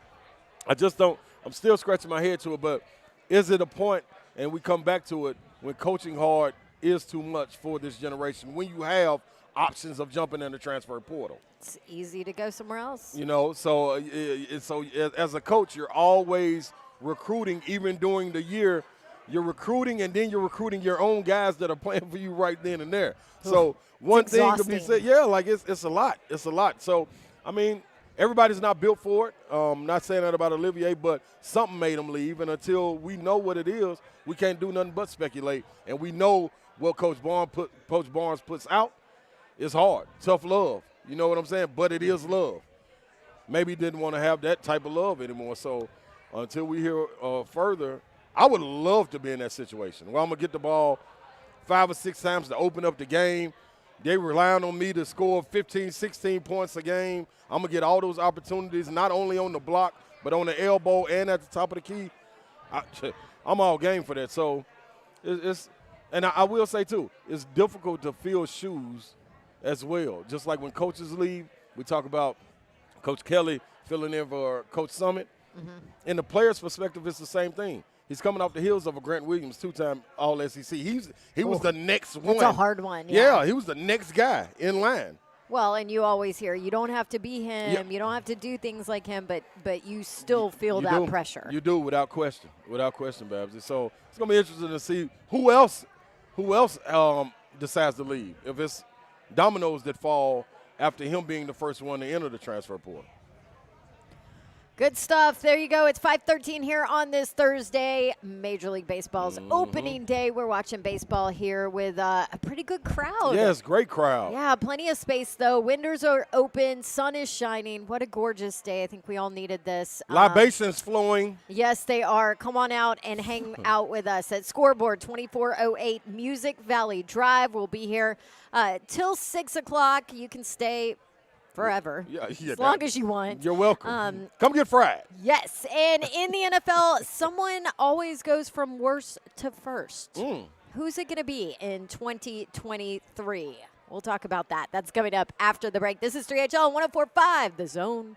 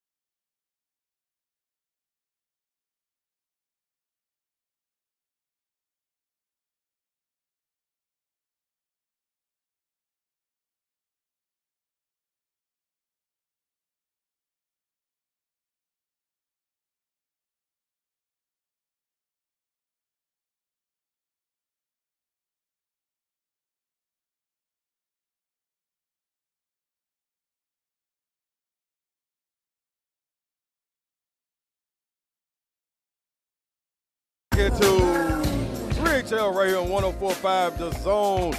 Good Thursday, man. Good Thursday. Needed a little bright sunny day like this one right here, man, to be able to get out. Scoreboard Bar and Grill should be your location or your destination because the patio is popping, windows are open, breeze is flowing. We got a great atmosphere right here at Scoreboard Bar and Grill. So swing on through, man. This is the 5 o'clock hour, and we're about done with the show. So you can still get out here, get some goodies. The Sounds have a table set up out here. They're giving good things away. 3HL, 104.5 The Zone is doing the same. Scoreboard Bar and Grill giving away Preds tickets. Did they give the tickets away?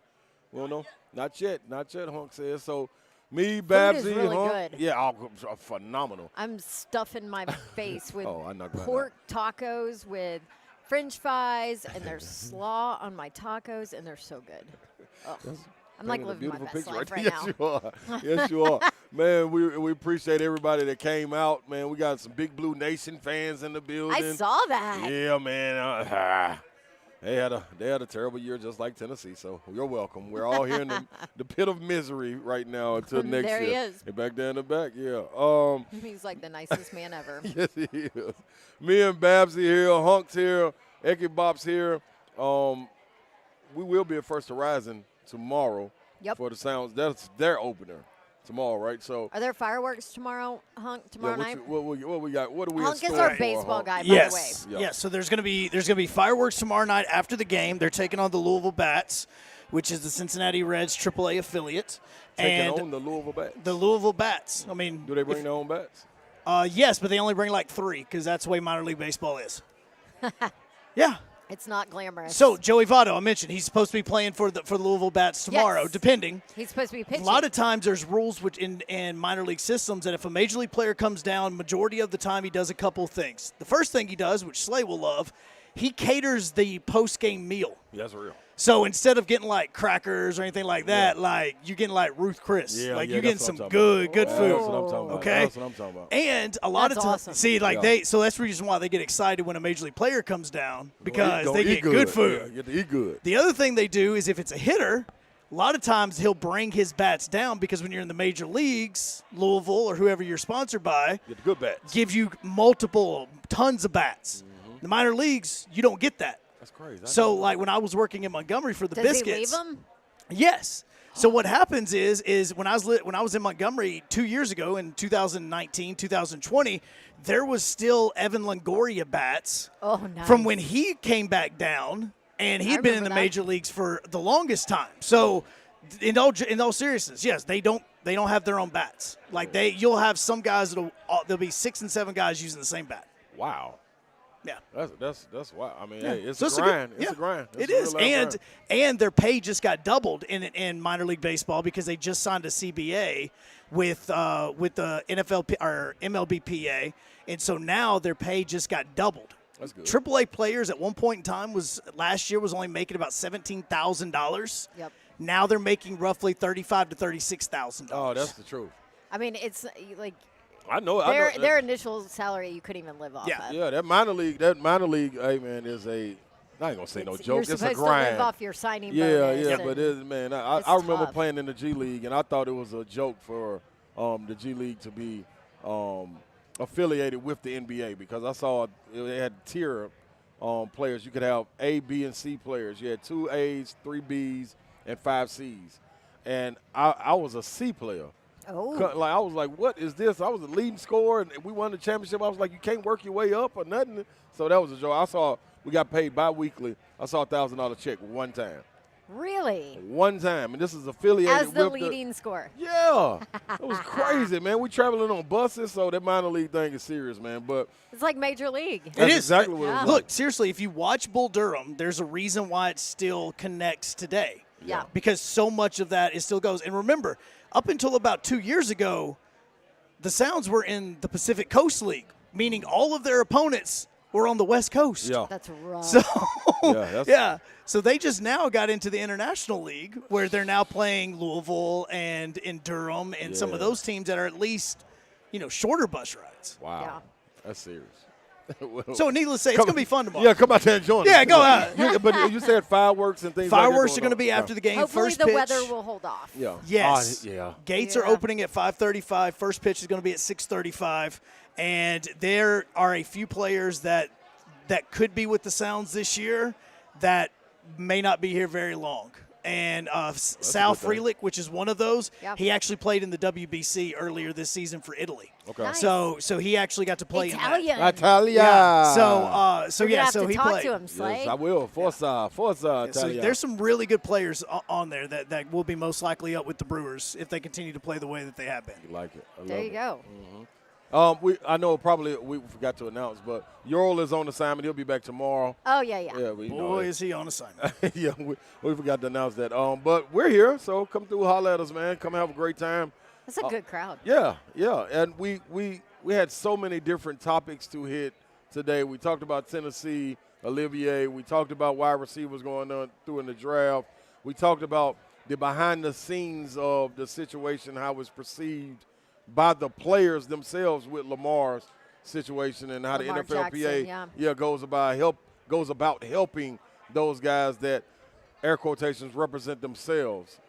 Which I didn't realize. You have free access to an agent. I didn't either. Like the NFLPA, which I know there was some annoyance because whoever Lamar had kind of communicating, acting as his agent was not an NFLPA approved agent. Right. So I know that caused a little strife there, but I didn't realize that they were available for free for players to utilize. That's that was really eye-opening right there. And Savage has told me that before, but I remember him kind of scaving over it, and I was like, oh, okay, that's cool. You got that agent, though, so I wasn't really listening. Yeah. But no, that was a really good segment. If you was. missed Ramon Foster today, some great insight on the whole Lamar Jackson situation, what's going on there, allegedly.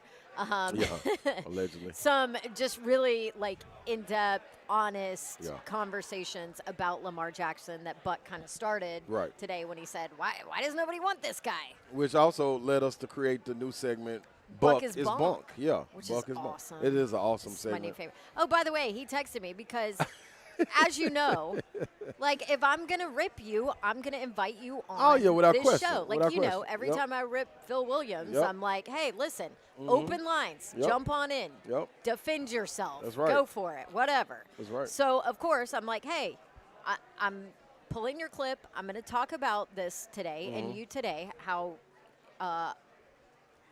You're a bunk. you're smarter than this You're tape smarter than that. you just gave. Yeah. And I was like, so let me know if you want to come on today. Let me know what time. You can call in whenever. So he just texted me back at 5:05. 5:05. Oh, just realized I forgot to text you back. My bad. Buck, that's Bunk. Yes. Yell at me Monday if you want. I said, nah, it's all good. We started a new segment called Buck is Bunk. You can respond on Monday. And I gave his nice little fingernail He painting loves that emoji. Yep. Fits right in with his language. Exactly, yes. So so we'll have Buck on Monday to kind of chat about that.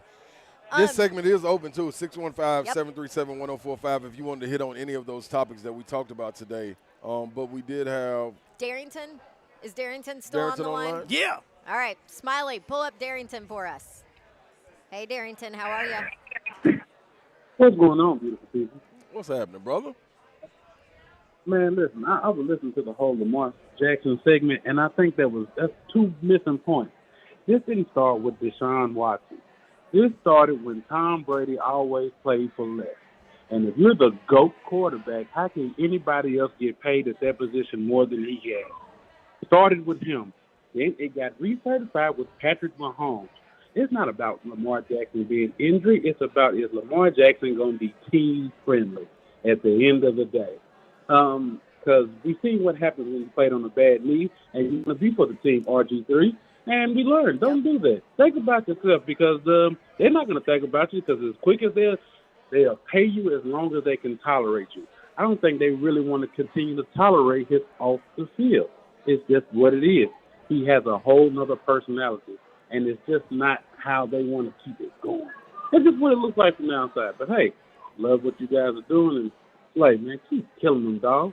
Appreciate it. No doubt, baby. Appreciate it, Darrington. Good call right there. Darrington. I will say he makes a good point about the injury part in RG3. You know, he Yeah. played on that knee and then tore it up and really it never healed and he never got another chance. And to his point about it starting with Mahomes and Tom Brady, absolutely right. They did set the market high for guys that perform the way they do. But Lamar is also not Brady or Mahomes. That too. And I think on Lamar's defense, I think the head-scratching moment for him is, dog, he went and got 220 guaranteed from Cleveland, Deshaun Watson did, and he did it off the heels of not playing. I think that's the toughest part of the pill to swallow. It's an outlier. Yeah. Like yep. the ownership group. That was kind of crazy. Is dumb. Yeah. I mean, They're honestly, bunk. like They should be in the bunk segment. That's why you look at it as an outlier, and I think that's probably why all these GMs are like, well, we're not going to pay this guy $200 million guaranteed, and then, you know, risk adding 2 more first-round draft picks on top of that, and then how are we going to build a team around him? Like all of those things. Yep. Only the Browns would do that. Yep. You know? And guess what, Babsy? I think we're all under the assumption that, and I think the Browns as well, the assumption of Deshaun Watson being able to return to form. If he doesn't return to form with that guaranteed money, that deal is going to look like, oh, my God. Now, I got to go back and look at his numbers, but I don't think he performed going down the stretch where you're like, hey, man, you can see next year, boy, he knocked the rust off this year, and now next year he really going to be on. I mean, it's hard to tell. I mean, is. Can you imagine? A year and a half of no play. Let's take your sport. Like, for those that don't know, Slay played professionally overseas 15 years. So let's say you took a full year and a half where you did not physically play in games. You still worked out. You still, you know, put shots up. You still practiced in the gym. But you did not play in actual game-like atmospheres, like physical whatever. How rusty would you be? It would be so tough to get that timing back. I mean, so tough. And you got to take into account not only that about myself, but the game changes as well.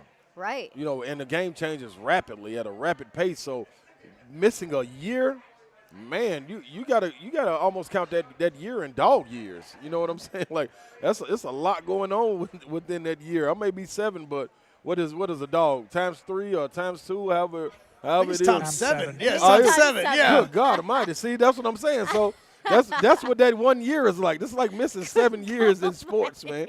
Like that's a lot of time, and that's what it feels like if I would have missed a year and a half of real competitive play. It's different than going and working out, playing 7-on-7 in the basketball terms of it, 5-on-5 at the center, at the Boys and Girls Club, at the community center, wherever it may be, to get that spark back and that timing back and knock that rust off, because when you get out there with those bright lights and officials out there, that's a totally different game. So I don't see, honestly, I would love for it to happen, but man, Deshaun Watson, man, he would have to show me. All right, Deshaun Watson came back in the 12th week or 13th week of the season. The Browns went 3-3 with him. Okay, that's good. Before him, they were 4-7. Okay, so they almost won as many games with him as they had won without him. He only had 2 games out of the 6 that he threw had more than 1 touchdown pass, and there were only 2 games where he did not throw an interception. Yeah. So his best game, statistics-wise, in QBR was against Washington in Week 16. He threw for 169 yards, had 3 touchdown passes, and no interceptions. Wow. The rest for the season in a whole, he threw for 1,100 yards, 7 touchdown passes, 5 interceptions, and he rushed for 175 yards. Well, so, I mean, again, he did get better as the season went along. Last game of the regular season, he threw for 230 yards, but he also had 2 interceptions that he threw. Yeah. That was against Pittsburgh. Yeah. So, I mean, maybe it comes back. I know the Browns show looking for a return on their investment. So, I think they're looking for that soon. It's $230 million guaranteed. 230, a whole 10 left off. You better grab that pocket change. That's a lot of money. That's a whole lot of money. It's not in that big number. No, it's not. You know what? Too. Oh my God. gosh. I got another observation too about this transfer portal and guys jumping into it, and we can touch on when we come back, Babsy. Talking about Tennessee. Yeah, talking about Tennessee and then players in general. Yeah. And as you see, I see the guys out here toasting. We see them toasting up the drinks over there, man. Shout out to Scoreboard. I almost said Sound Waves, which is right across the street. Right LaRon loves to go there. Huh. But, yeah, right here at Scoreboard, they toasting, man. Everybody having a good time. So y'all come back and holler at us for this last segment. And I got some thoughts about the transfer portal. All right. We'll talk about it. If you want in on this conversation, 615-737-1045. Also talking about going from last to first in the NFL. We'll give you the stat on that, too, right after the break. This is 3HL 1045, The Zone.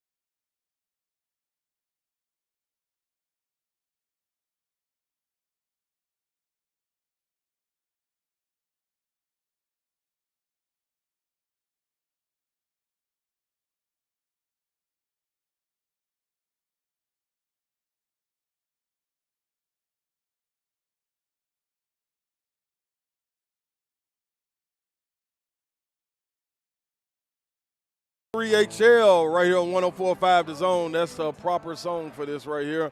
It is closing time for us, but not for Scoreboard Bar and Grill. They are still popping right now, about to go into the prime time hours, baby. So get on out here, watch some more of these opening day games that they got on 100 screens, not literally, but something close to it. Yeah, something real close to it.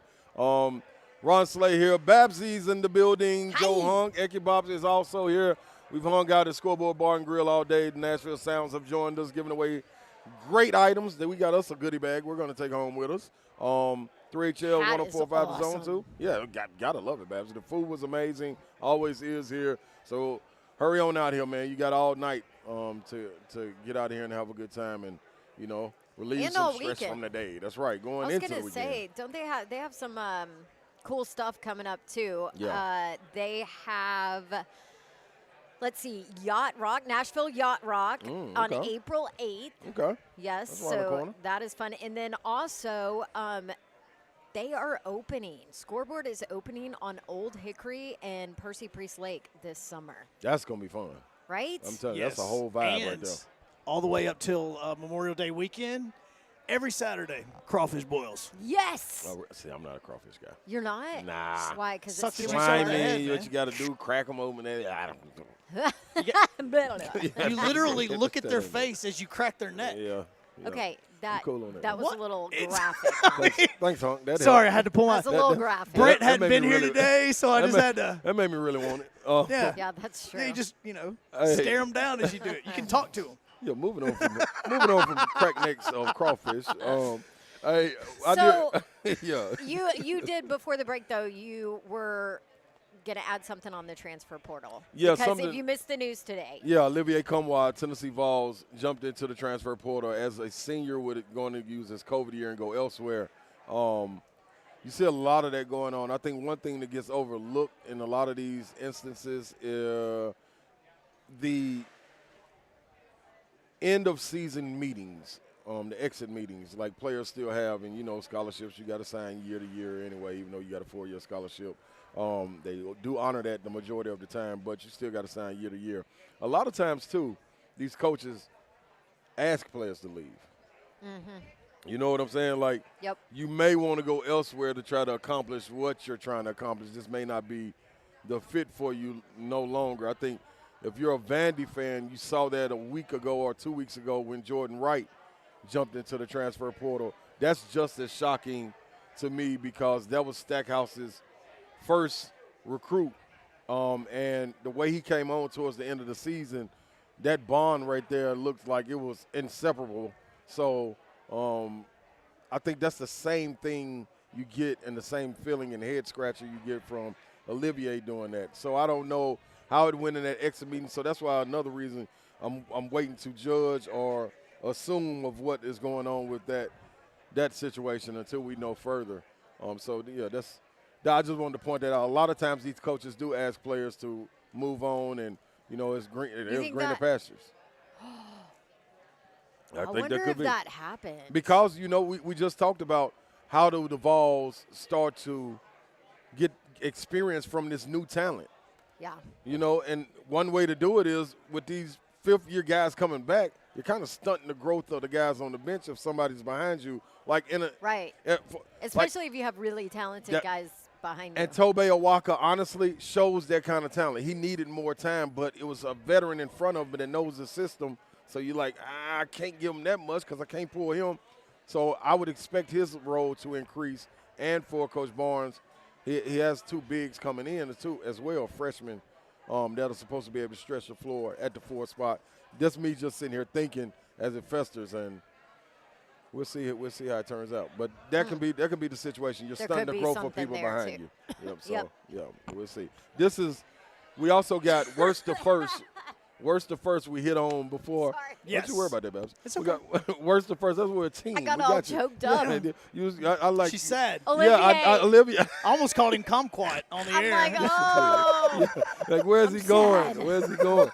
Yeah, Hunk, you can hit on this worst to first. What's the stat on it? So it's a unique thing that James Palmer of NFL Network tweeted out. He talked to NFL Research, and in 18 of the last 20 football seasons, at least one team has won its division after finishing last or tied for last the prior year. At least one. At least one. So there are about 10 to 11 teams that qualify under this umbrella that could possibly win their division this year. So you have in the AFC South, it would be the Houston Texans. In the AFC West, Denver Broncos. In the NFC East, it would be the Washington Commanders. The NFC South is unique. I'll save that one for the last. But the NFC West was the Arizona Cardinals. Now, here's where it's almost a layup answer potentially, depending on what happens over the course of the next few weeks. Because in the AFC East, that was the New York Jets. Right. So you look at them and go, wait a second, they could be that team. True. Depending on the Aaron Rodgers thing. Now, I mentioned the one division, which was the NFC South. Yep. There are 4 teams in that division, just like there is across all of the NFL. Right. 3 of the 4 teams in that division had 7-10 records. So every team except for the Bucks fall under the tied for last place that they could win the division. So betting money should go that I feel way. like that should have the asterisk. See, that's why it's like, okay, it's either the Falcons, Saints, Panthers, or Jets would be your answer. Yeah, and Jets. If the Jets get A-Rod, I mean, it that's should be them without. Guess no who it's question. not going to be? The Texans. Yeah, without question. Maybe. No, Honk. They not. Honk swears They're not. that the Texans are going to be For Lovie better. Smith, that team was good. They beat us. Well, you talking about the team that lost 7 in a row? It doesn't matter. They had only won 2 games before then. bad. Slay, what's coming up after this? The after party brought to you by Awaken 180 people. That's what's coming up after this, huh? And tomorrow. And tomorrow we are at First Horizon. That's right. Nailed it. We are at First Horizon. So you can tap in. Mayor's back tomorrow. Mayor is back tomorrow. We can't wait, man. Miss our guy. Thanks for coming out to Scoreboard Bar and Grill. So I had some of my reps out here. Shout out to you. It's a great time out here, Babsy. So we're going to run with that, man. The day is complete.